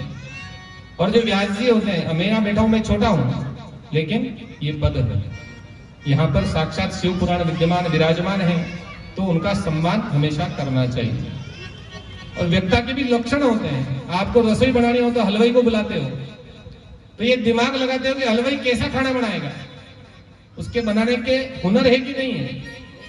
पहले कहीं रसोई बनी होगी तो देखोगे, कहो भाया पहले खाने रसोई बनी जो कसी बनी, कम तो नहीं पड़ी, ज्यादा तो नहीं बनी, एक मीठो भी हो, चरको भी हो, व्यवस्था किसान देवे, तो आसान मार्केटिंग है कि हर व्यक्ति का लक्षण देख करके उसको काम बढ़ाते हैं कि भाई ये अच्छा हलवाई इन्हें बुलावा तो बढ़िया काम करे, ये टेंट वाला बढ़िया इन्हें बुलावा बढ़िया टेंट लगा, ये साउंड वाला वैसा बढ़िया है यानी आप ही साउंड लगाना। तो हर व्यवस्था के लिए उसके लिए योग्य व्यक्ति को बुलाते हैं। तो व्यास जी की भी परीक्षा है, ऐसा नहीं हर किसी को लाके बिठा देना चाहिए। 8-10 लक्षण शास्त्र बताते, पद्म पुराण के अंदर कहता है शास्त्र, विरक्त शेव विप्र वेदज्ञ शास्त्रज्ञ धीर निष्प्रही धार्मिक पुरुष पाखंड रहित सव्यास। कि जिसके अंदर विरक्त भावना हो, वैराग्य होना चाहिए। लोभ के लिए कथा करने नहीं आना चाहिए। शैव यानी भक्ति के मार्ग में तत्पर होना चाहिए। जिस धर्म को हम मानते हैं, महादेव की भक्ति हम कर रहे हैं, तो महादेव की भक्ति हमारे मन में दृढ़ होनी चाहिए। तो ये वक्ता के भी लक्षण है और श्रोता के भी लक्षण है कि बोलने वाले और सुनने वाले दोनों एक जैसे होंगे तो ही काम चलेगा। ताली एक जैसी नहीं बजेगी नहीं तो सबके मन में भक्ति होनी चाहिए। और वेदज्ञ, जो वेद की बात है,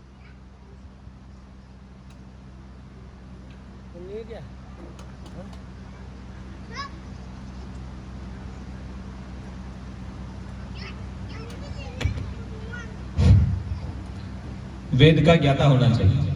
यानी जो पुराण है और वेद है, दो तरह की चीजें, श्रुत और स्मार्त, स्मृति और श्रुति। श्रुति को हर व्यवस्था में प्रमाण माना जाता है कि जो बात वेद में कही गई है वो सत्य है, क्योंकि वो ऋषि मुनियों द्वारा कही जाती है।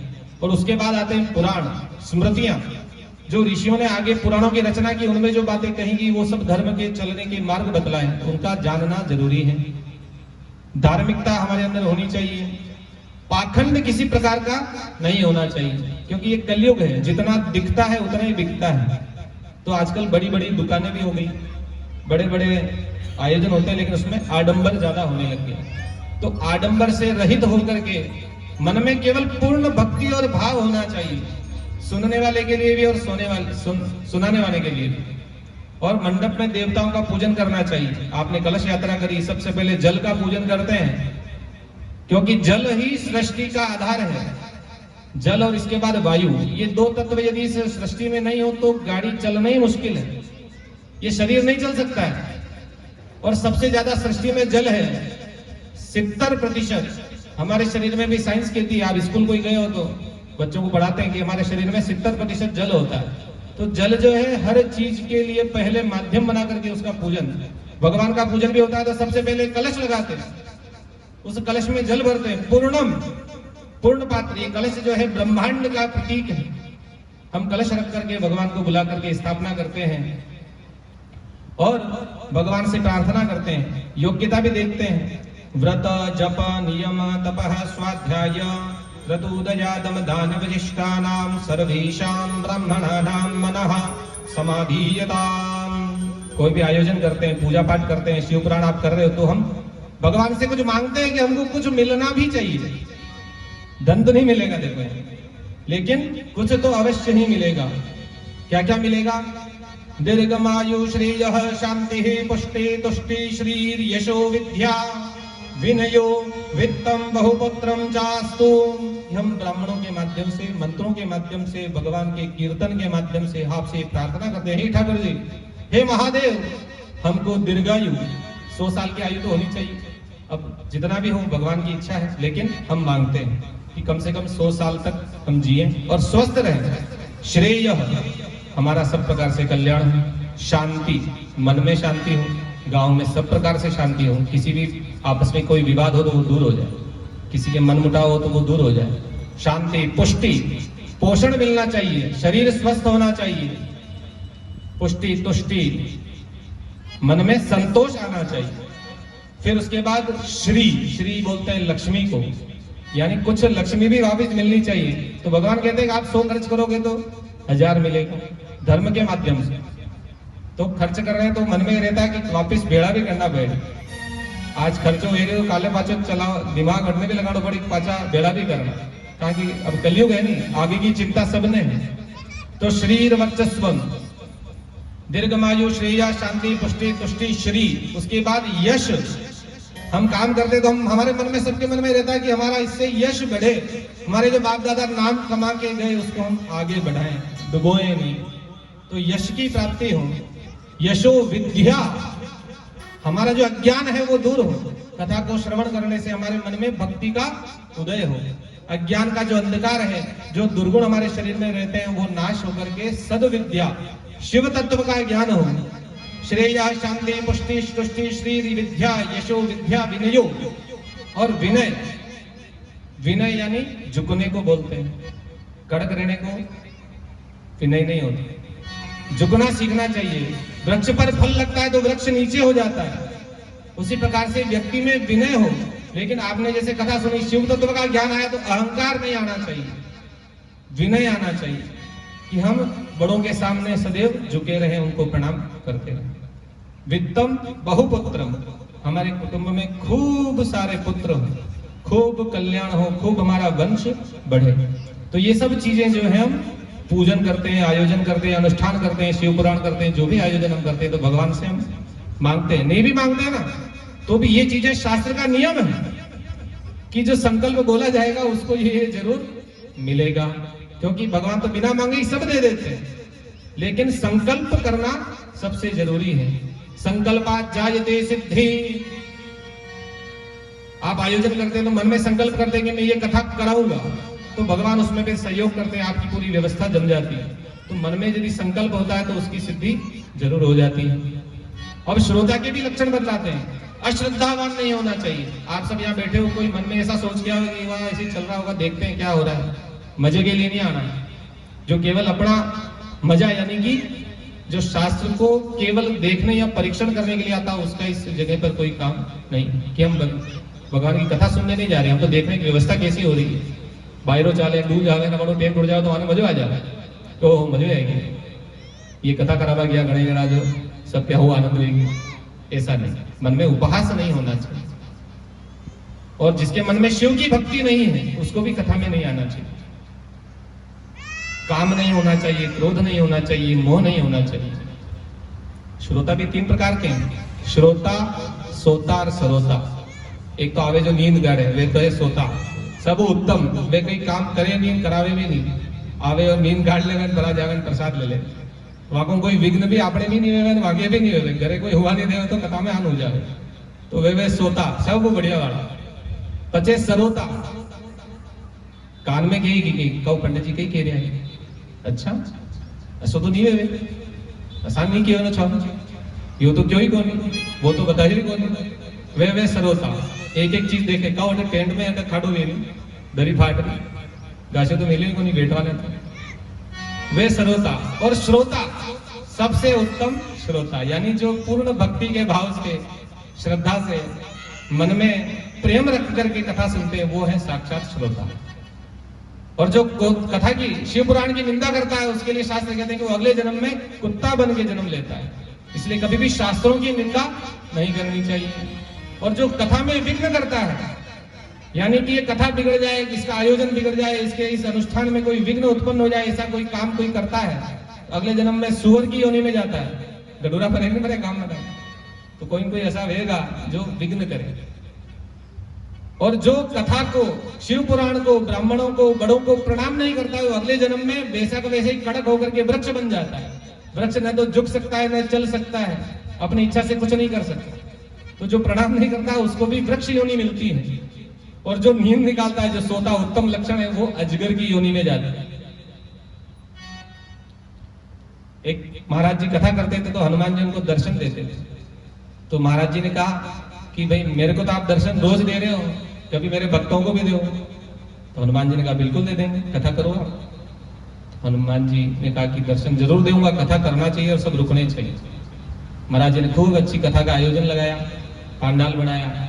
अब कथा जो होती है तो जो संत लोग हैं वो भगवान का नाम ज्यादा लेते हैं, उनको तो प्रपंच से कोई लेना देना नहीं है।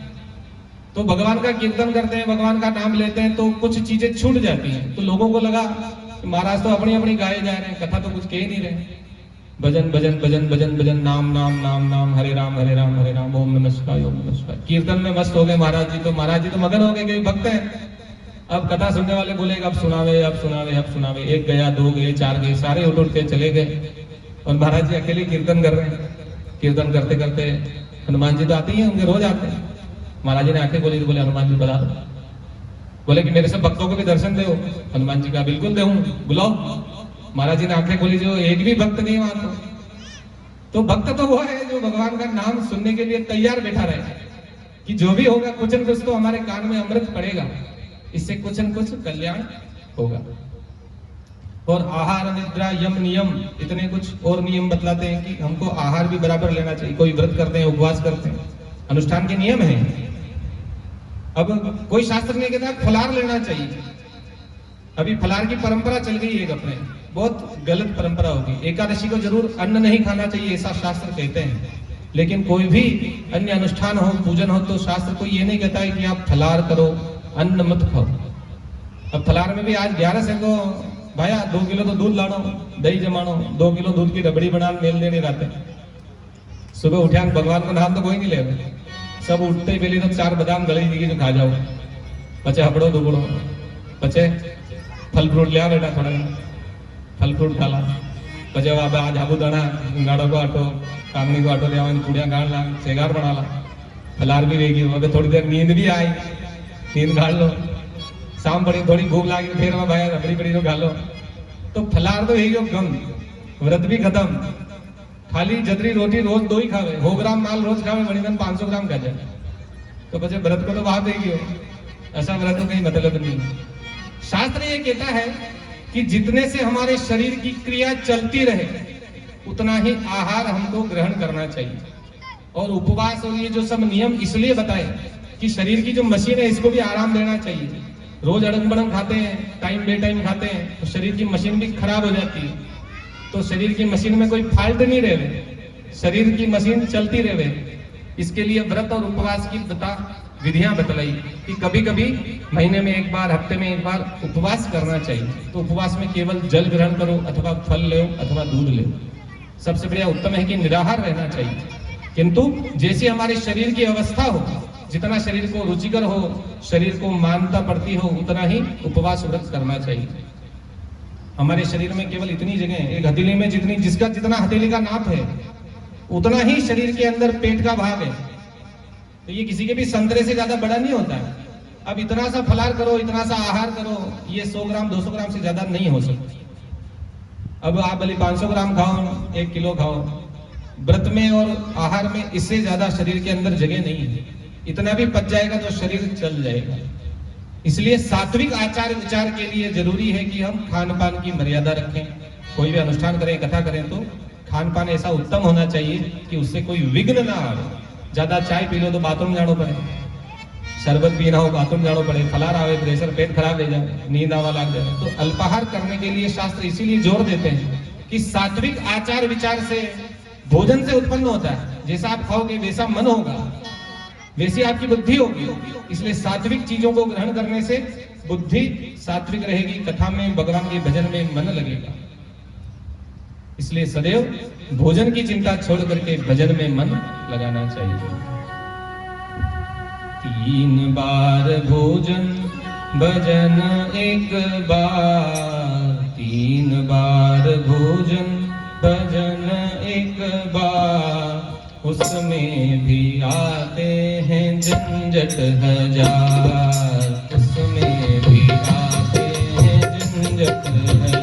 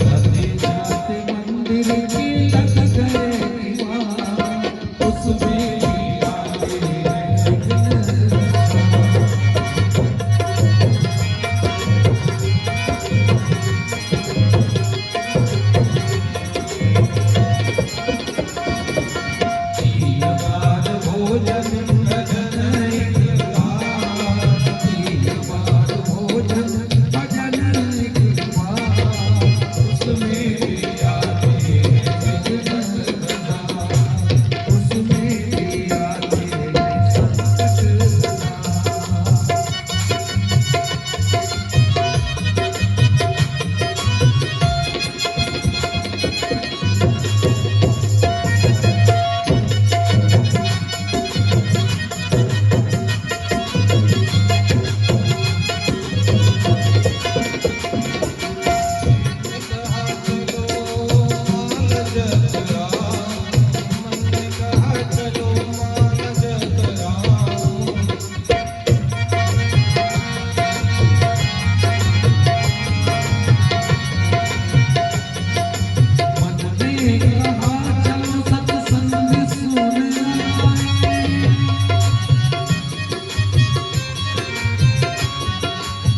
सत्संग सुनाए चलो कथा सुनाए,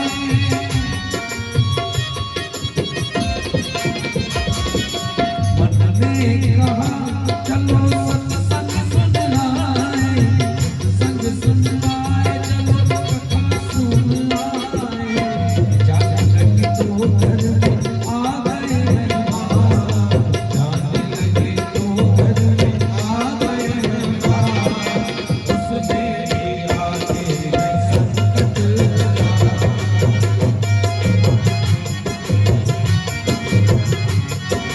तीन बार भोजन भजन एक बार, 3 बार भोजन भजन एक बार, उसमें भी आते हैं संकट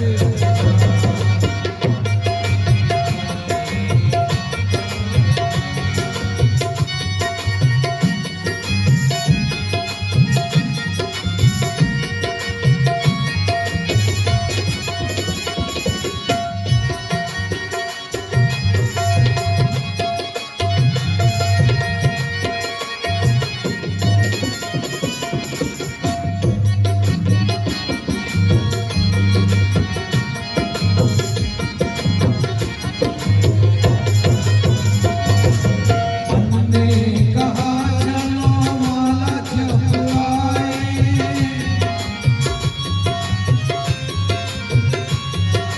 मन ने कहा चलो माला जपवाए,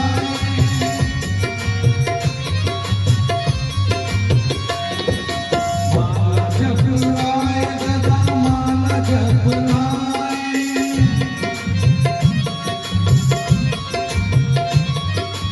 जपने बेटी को जपने बेटी को नींद आए माँ, जपने बेटी को नींद आए बाबा, उसमें भी आते संकट सदा।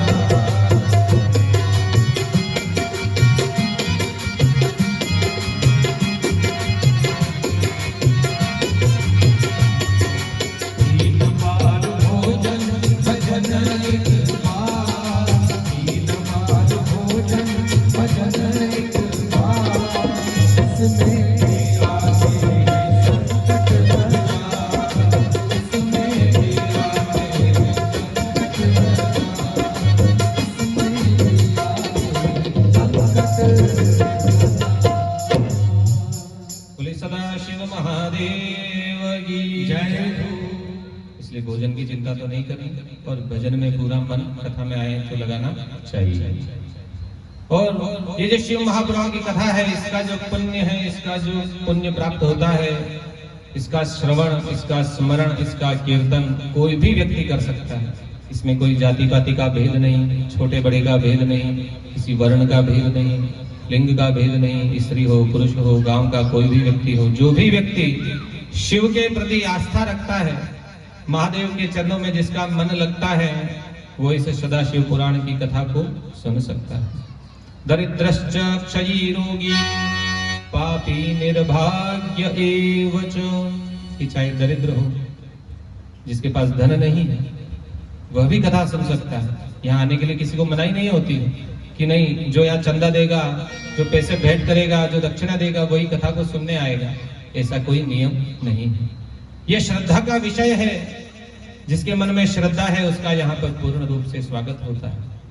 इसलिए जो भी व्यक्ति दरिद्र हो, किसी प्रकार से रोग से ग्रस्त हो, तो भी कथा सुन सकता है। ऐसा नहीं कि मैं यहाँ रोगी हूं तो यहाँ नहीं बैठ सकता। उसकी जैसी सुविधा हो, उसे कुर्सी पर नीचे बैठना हो तो नीचे बैठे, कुर्सी पर बैठना हो कुर्सी पर बैठे, कि नीचे नहीं बैठ सकते हैं तो जैसी बैठने की व्यवस्था हो उस अनुसार बैठ करके कथा का श्रवण करना चाहिए। जो कोई भी पापी है, पाप कर्म तो सभी करते हैं लेकिन कुछ लोग ज्यादा करते हैं, तो मन में यदि कोई सोचे कि मैं तो पापी हूं, मेरा यहाँ प्रवेश नहीं हो सकता, ऐसा नहीं है। मंदिर में ठाकुर जी की सेवा होती है, मंदिर में मूर्ति की सेवा होती है, वहां पर कुछ मर्यादाओं का पालन करने के लिए नियम बनाया जाता है कि बिना नहाए धोए, बिना वस्त्र बदले या धोती पहने मंदिर को अंदर गर्भगृह में जो सेवा करते हैं वो शुद्ध होकर के जाते हैं। उनके वस्त्र भी शुद्ध होने चाहिए, वहां पर हर व्यवस्था अनुकूल होनी चाहिए, साफ सफाई होनी चाहिए। लेकिन कथा में आने के लिए ऐसा कोई नियम नहीं है। कोई पापी हो, रोगी हो, नहाया भी नहीं हो, बगल पे कोई भजन नहीं करता हो, तो भी वो कथा सुन सकता है। क्योंकि शिव पुराण की कथा सुनने से सब प्रकार से दरिद्रता भी दूर हो जाती है, पापों का शमन होता है, और रोग की जो चिंता है, रोग तो देखो प्रारब्ध से मिलता है, लेकिन कोई डॉक्टर कहते कि हाँ भाई तू हो वे जाए, तो जतरे आदमी ने विश्वास हो जाए, हाँ हमारो इलाज हो सके, तो आधी बीमारी तो केवल कहने से ठीक हो जाती है। इसी प्रकार से जो कथा सुनता है उसका भी रोग भी दूर होता है। इसलिए सबको कथा श्रवण करने के लिए आना चाहिए। और कोई कामना से करते हैं, कोई निष्काम भाव से करते हैं। सबको कुछ न कुछ जरूरत लगी रहती है, तो कोई कामना से भी करवाते हैं कि मेरे यदि घर में ऐसा कुछ होगा तो मैं भगवान की कथा करूंगा, भगवान की पूजा करूंगा, भगवान का अनुष्ठान करूंगा, तो वो फिर उद्यापन भी करते हैं। आप अभी व्रत करा, कोई 16 सोमवार करे, कोई मनसा वाचा करे, कोई श्रावण करे, कोई शुक्रवार करे, तो सब अपने अपने कामनाओं के लिए हम व्रत करते हैं कि इससे हमको ये फल मिलना चाहिए। तो ये सब कामना पूर्वक जो व्रत हैं उनके लिए उद्यापन करते हैं कि बाद में जब ये काम पूरा हो जाएगा तो हम इसके निमित्त दान करेंगे, पुण्य करेंगे, हवन कराएंगे, ब्राह्मणों को भोजन कराएंगे, भूखों को भोजन कराएंगे, खूब प्रसाद का वितरण करेंगे। ये सब कामना परक वस्तुएं हैं। लेकिन शिव पुराण यदि निष्काम भाव से किया जाए, बिना किसी कामना को रखते हुए, तो अति उत्तम फल प्राप्त होता है। क्योंकि शिव जो है महादेव बड़े भोले भाले हैं, जगत के कण कण की उनको खबर है, सर्व अंतर्यामी महादेव हैं। उनको पता है कि इस भक्त को क्या चीज की आवश्यकता है, तो वहां पर मांगने की कोई जरूरत रह नहीं जाती। इसलिए यदि कोई निष्काम भाव से भी भगवान का भजन करता है, कोई भी धर्म का, पुण्य का, अनुष्ठान का कार्य करता है, शिव पुराण की कथा को सुनता है, करता है, करवाता है, उसकी महादेव अवश्य सुनते हैं, उसकी सब मनोकामनाओं को पूरी करते हैं। तो कथा में कुछ चीजें साथ साथ भी होनी चाहिए। कथा में प्रवचन होता है तो जो मूल शास्त्रों में जो मंत्र कहे गए उनका भी पुराण का वाचन होना चाहिए।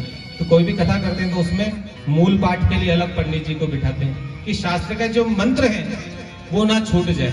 क्योंकि कथा प्रसंग कहते हैं तो कीर्तन करते हैं तो इसमें समय आगे पीछे हो जाता है। आज समय 11 बजे का था, लेकिन चालू होते होते 2 बज गई, तो मंत्र ना छूट जाए, कोई विधि नहीं छूट जाए, इसके लिए ब्राह्मण देवताओं को हम तिलक करके बिठाते हैं कि आप हमारी तरफ से इस पाठ को पूरा करिए। क्योंकि यदि मंत्र ही छूट जाएंगे तो फिर विधि में दोष रह जाएगा और कोई कमी भगवान के नाम में रह जानी नहीं चाहिए। सब कार्य पूर्ण होना चाहिए। एक को दक्षिणा देंगे, 2 ब्राह्मणों को ज्यादा दे देंगे, एक के बजाय 2। जितना नाम लेंगे उतना ही फल अधिक मिलेगा। अधिकस्य अधिकम फलम। नाम करने में, भगवान का नाम लेने में, सुनने में, करवाने में कोई कंजूसी नहीं रखनी चाहिए। तो भगवान के नाम के पुराण के पाठ करवाते हैं, इसके साथ ही भगवान के नाम का जप करवाते हैं, माला फिरवाते हैं, भगवान के नाम की आहुतियां देते हैं, यज्ञ करते हैं, हवन करते हैं। वो भी सब यहाँ पर प्रारंभ होगा क्योंकि भगवान की प्रतिष्ठा भी यहाँ पर होने वाली है। तो ये सब शिव पुराण कथा की पूर्ति के लिए सहायक है और इससे इस कार्य का पूर्ण फल करने वालों को, कराने वालों को, सुनने वालों को अवश्य प्राप्त होगा। ये जो शिव महापुराण है सभी पुराणों का तिलक है। जैसे तिलक लगाने के बाद कोई भी व्यक्ति तैयार हो जाता है, साफा, ड्रेस, जूते उते सब चमका ले, पहन ले, तिलक लगा दिया जाए तो उसकी शोभा खूब बढ़ जाती है। तो ये जो शिव पुराण है जब इस सभी पुराणों में सबसे ऊपर इसको कहा गया, ये तिलक के समान है। जिस पर शिव पुराण लग गया या शिव पुराण का महत्व जिसने सुन लिया, उसका सारा श्रृंगार पूर्ण हो जाता है, उसकी सारी क्रियाकलाप पूर्ण हो जाता है। ये शिव महापुराण की जो भी शिव पुराण को सुनते हैं उनका अवश्य ही मोक्ष होता है। वो भगवान ठाकुर जी महादेव की सन्निधि को प्राप्त करते हैं। मंगल भवन अमंगल हारी, उमा सहित जय जपत पुरारी।